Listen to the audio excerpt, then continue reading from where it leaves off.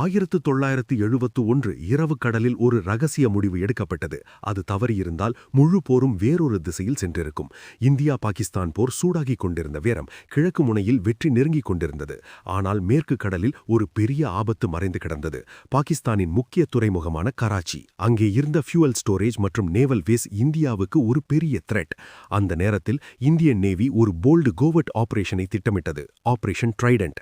இரவு நேரத்தில் மிசைல் போட்ஸை அனுப்பி எதிரியின் கண்களுக்கு தெரியாமல் தாக்குவது. ஆனால் ஒரு பெரிய ரிஸ்க் இருந்தது. அந்த மிசைல் போட்ஸுக்கு ரேஞ்ச் குறைவு. ஃபியூவல் சரியாக இல்லையெனில் நடுக்கடலில் சிக்கிக்கொள்ள வாய்ப்பு.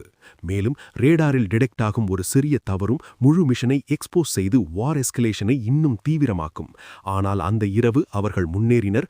ஒரு முடிவு, ஒரு தாக்குதல், ஒரு நாட்டின் எதிர்காலத்தை மாற்றக்கூடிய நிமிடம்.